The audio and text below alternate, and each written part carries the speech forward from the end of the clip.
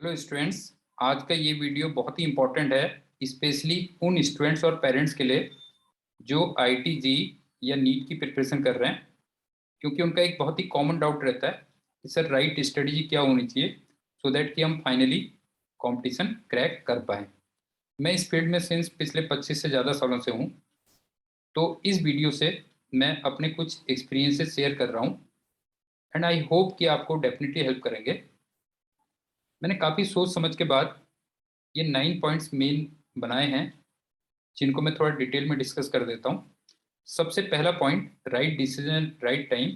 ये specially parents के लिए है कि 11th के बाद आपको अपने बच्चे के कैलिबर, टैलेंट और मार्केट में जो भी स्कोप है, उसको देखते हुए जो भी लाइन फिक्स करनी है, उसका डिसीजन आप 10th क्लास के मिड तक कर लीजिए। और अगर उसमें कहीं पे इंजीनियरिंग या मेडिकल आ रहा है और आप ये सोचते हैं कि मुझे अपने बच्चे को कोचिंग करवानी पड़ेगी, क्योंकि आजकल ज़्यादातर बच्चे आपने देखा होगा कोचिंग करते ही हैं, तो कौन सी कोचिंग करवानी है या कौन सी फैकल्टी चूज करनी है, काफ़ी होमवर्क के बाद ये भी आप 10th क्लास के बोर्ड से जस्ट पहले तक जरूर डिसाइड कर लीजिए। और फिर जैसे ही बोर्ड खत्म होते हैं, उसके इमीडिएटली बाद जो भी पहला बैच स्टार्ट हो रहा है, उसमें आप बच्चे को एडमिशन करवा दीजिए। उसका रीज़न बताता हूँ। एक्चुअल में क्या है कि 11th एंड 12th में जो 2 साल का हमें टाइम मिलता है कंपटीशन के लिए, वो वैसे भी थोड़ा कम पड़ता है। और अगर हमने फिर सोचने में या होमवर्क करने में और टाइम वेस्ट कर दिया, तो फिर हमारे ऑब्वियस सी बात है, एक तो लोड भी ज़्यादा बढ़ेगा और सक्सेस के चांसेस भी क्या होते हैं, कम हो जाते हैं। अच्छा, बाकी के पॉइंट्स फिर स्टूडेंट्स के लिए हैं। जैसे दूसरा पॉइंट मैंने लिखा हुआ है, फेथ एंड पेशेंस। एक बार जब आपके पेरेंट्स ने इतना होमवर्क करने के बाद आपके लिए कोचिंग या फैकल्टी डिसाइड की है, तो उन फैकल्टीज पे आप 100% फेथ करिए। क्योंकि ऑब्वियस सी बात है, इतनी रिसर्च के बाद अगर उन फैकल्टीज का नाम आया है, तो कुछ ना कुछ बात तो जरूर होगी।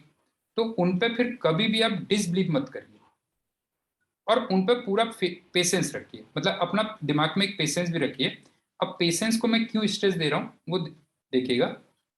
एक्चुअल में होता क्या है कि जब आप कंपटीशन की तैयारी शुरू कर रहे होते हैं, तो कोचिंग्स में जो टेस्ट होते हैं, वहां पे आपके जो मार्क्स आते हैं, वो उतने अच्छे नहीं आते जितने आपके अभी तक 10th क्लास में आए हैं या फिर 11th के अभी भी स्कूल में आ रहे हैं। और ये आपके साथ ही नहीं हो रहा है, ये मोर देन 90% स्टूडेंट्स के साथ में यही प्रॉब्लम रहती है। और ये कॉमन फीचर है, कोई ऐसा अननेचुरल बात नहीं है। और उसके पीछे रीजन क्या है कि एक्चुअल में क्या है ना, 10th और 11th में अगर आप देखेंगे, तो सिलेबस में बहुत डिफरेंस है। और उसमें भी अगर आप कंपटीशन के सिलेबस में आएंगे, तो फिर वो डिफरेंस और भी ज़्यादा बढ़ जाता है। तो ऑब्वियस ही बात है कि कंपटीशन के जो टेस्ट होंगे, उसमें बिल्कुल भी आप इनिशियली वो परफॉर्मेंस एक्सपेक्ट मत करिए जो आपकी स्कूल में आती रही है या आ रही है, कह लीजिए। अच्छा, इसमें होता क्या है कि कई बार पेरेंट्स या बच्चे क्या होता है, इम्पेशेंट हो जाते हैं और फिर वो गलत डिसीजन ले लेते हैं। वो या तो ये सोच लेंगे कि यार हमने लाइन गलत तो नहीं चूज कर ली, तो पता लगा क्विट कर जाते हैं। या फिर कुछ पेरेंट्स या स्टूडेंट्स के दिमाग में आता है, यार जरूर हमने ना फैकल्टी सिलेक्शन में कुछ गलती की है। अब वो क्या होता है, नई फैकल्टीज की सर्च में लग जाते हैं। तो अननेसेसरी आप अपना टाइम और एनर्जी वेस्ट कर रहे हैं। आप दूसरी फैकल्टी के पास जाएंगे तो भी आपको सेम प्रॉब्लम आने वाली है। तो पेशेंस रखिएगा और 100% फेथ रखिए। तीसरा है, attend all classes with full concentration. आपको A to Z classes attend करनी है और पूरे कंसंट्रेशन के साथ। मतलब कंसंट्रेशन लेवल आपका बिल्कुल वैसे ही होना चाहिए जैसे बॉल करते समय जो विकेट कीपर का कंसंट्रेशन होता है। फोर्थ मैंने लिखा है रिवीजन, जिसको मैं काफी बच्चों को बार बार बोलता रहता हूँ। जो भी फैकल्टी आपके पेरेंट्स ने सिलेक्ट की है, ऑब्वियस सी बात है वो एक ही सब्जेक्ट को कई सालों से पढ़ा रही है, तो उनके नोट्स में वो सारे कंसेप्ट, सारी थ्योरी और सारी प्रॉब्लम्स आ जाएंगी, जो आपको कंपटीशन की प्रॉब्लम्स क्रैक करने में हेल्प करेंगी। तो आप उसका बार बार रिवीजन करिए। उसमें सब कुछ है, मतलब आप ये समझ लीजिए उन नोट्स में सब कुछ बार बार रिवीजन करिए और तब तक करते रहिए जब तक वो आपको कंसेप्चुअली फिंगर टिप्स में ना। अगला पॉइंट मैंने लिखा हुआ है, नो कंपेरिजन विद अदर्स। ये भी मैंने कई बार बच्चों को देखा है कि वो क्या करते हैं, अपने दोस्त से या फिर दूसरी कोचिंग में कोई बच्चे पढ़ रहे हैं, उन बच्चों से कंपैरिजन करने लगते हैं। कई बार उनके टेस्ट देखने लगते हैं, वो कौन सी किताब पढ़ रहे हैं उसको देखने लगते हैं। तो ये गलती आप बिल्कुल भी मत करिए। आप हमेशा केवल और केवल अपने से कंपटीशन रखिए, कि हमेशा ये सोचिए कि मेरा आने वाला कल आज से बेहतर हो, और मेरा आने वाले टेस्ट में मेरी परफॉर्मेंस इस वाले टेस्ट से बेहतर हो। तो ये भी मैंने जनरली देखा है, जब आप दूसरे से कंपेयर करते हो तो आपकी परफॉर्मेंस सुधरती नहीं है, ज्यादातर केसेस में मैंने देखा है कि बिगड़ जाती है। तो हमेशा केवल और केवल अपने से कंपटीशन रखिए। अगला पॉइंट मैंने लिखा हुआ है टॉपर्स इंटरव्यूज। तो कई मीडिया चैनल्स में आपने देखा होगा कि टॉपर जो होते हैं, फर्स्ट टॉपर होते हैं, उनके चाहे वो नीट टॉपर हो या आईटी टॉपर हो, तो उनके इंटरव्यू जाते हैं। तो उनको आप केवल और केवल मोटिवेशन के लिए रखिए। वो जो भी स्ट्रेटेजी या बुक्स बता रहे हैं उसको आप 100% ब्लाइंडली फॉलो मत करें। रीजन क्या होता है कि जो सिंगल रैंक होल्डर्स होते हैं या टॉपर्स होते हैं, वो एक्चुअली में पीसीएम या पीसीबी में एक्सेप्शनली गॉड गिफ्टेड होते हैं।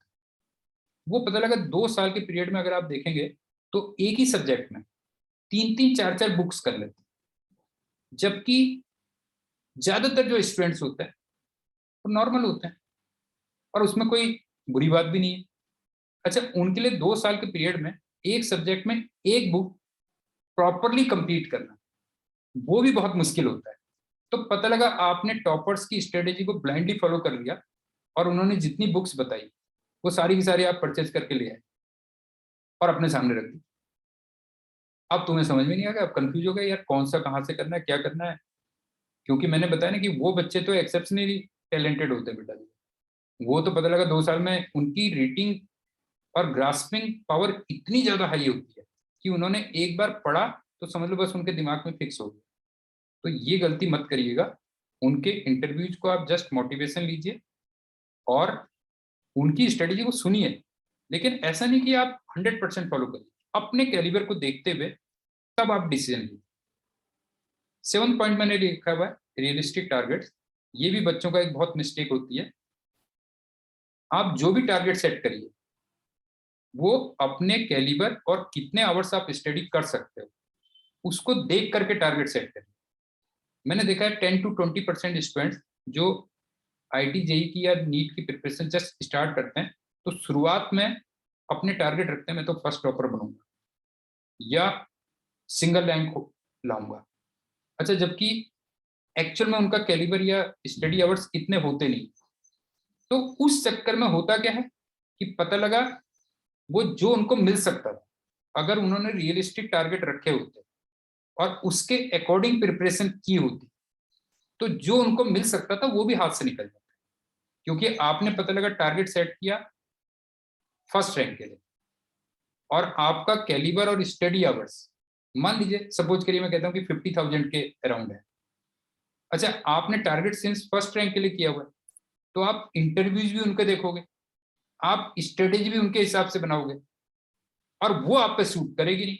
तो पता लगा जो आपको मिल सकता था वो भी आपके हाथ से निकल जाता है। तो इस चीज का भी बहुत ध्यान रखिएगा। अगला है कंसिस्टेंसी इन स्टडीज। आप कम पढ़ते हैं कोई प्रॉब्लम नहीं है। हर बच्चे का, जैसे मैंने पहले भी कहा आपसे, कि दो बच्चे अलग अलग होते हैं, 5 उंगलियां कभी बराबर नहीं होती हैं।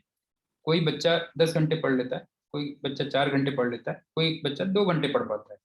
कोई बात नहीं, मैं तो कहता हूँ 2 घंटे ही आप पढ़ते हैं कोई प्रॉब्लम नहीं है।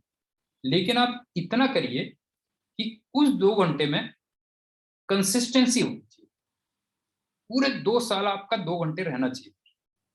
दूसरा, अगर आपके स्टडी आवर्स कम है तो फिर आप ये कर सकते हैं कि उसमें थोड़ा सा अपना मैनेजमेंट वो करिए कि मेरे को केवल उतना ही पढ़ना है जितना कंपटीशन में पूछा जाता है। मतलब टू द पॉइंट। मतलब 2 घंटे में भी आप टू द पॉइंट हिट करके कंपटीशन निकाल सकते हैं, ऐसा नहीं कि नहीं निकाल सकते हैं, प्रोवाइडेड कि उसमें कंसिस्टेंसी हो। तो कंसिस्टेंसी आप जरूर मेंटेन करिएगा। और एक लास्ट में है कूल माइंड। मैंने देखा बच्चे 2 साल तैयारी करते हैं, लेकिन जैसे जैसे कंपटीशन नजदीक आता है उनका प्रेशर लेवल बढ़ता चला जाता है, और एग्जामिनेशन हॉल में आके वो बहुत पैनिक में आ जाते हैं, और पता लगा पूरी परफॉर्मेंस पूरे 2 साल की मेहनत खराब कर दी। तो हमेशा आप कूल माइंड से रहिए, तैयारी आप पूरे उससे करिए कि मैं बेस्ट करूंगा, मतलब ये कंपटीशन क्रैक करूंगा, तैयारी आप इस इंटेंशन से करिए। लेकिन कहीं ना कहीं बैक ऑफ द माइंड आप ये भी रखिए कि अगर इनकेस नहीं भी हुआ तो क्या फर्क पड़ जाता है, एक एग्जाम अगर मैं नहीं भी क्रैक कर पाया तो एक एग्जाम थोड़ी मेरी पूरी लाइफ डिसाइड कर देगा। तो ये बहुत इंपॉर्टेंट होता है, जो मैंने देखा है कि लास्ट में आते आते बच्चे पैनिक में आ जाते हैं और परफॉर्मेंस अपनी खराब कर लेते हैं, सिर्फ सोच के, मतलब सोच पर डिपेंड करता है। ये वाला पॉइंट पूरे का पूरा आप अगर देखोगे तो आपका मेंटल मतलब थिंकिंग है बस वो।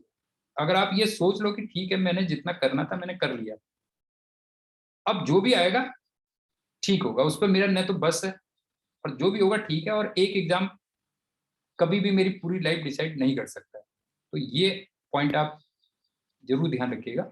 सो स्टूडेंट्स, आई होप कि जो भी पॉइंट्स मैंने इस पर डिस्कस किए हुए हैं उस पर थोड़ा सा और, अगर आप हो सकता है मैं उतने प्रॉपरली एक्सप्लेन ना कर पाया हूँ, लेकिन मैंने इसीलिए पॉइंट वाइज लिख दिया है, उस पर थोड़ा सा आप भी मनन करिएगा।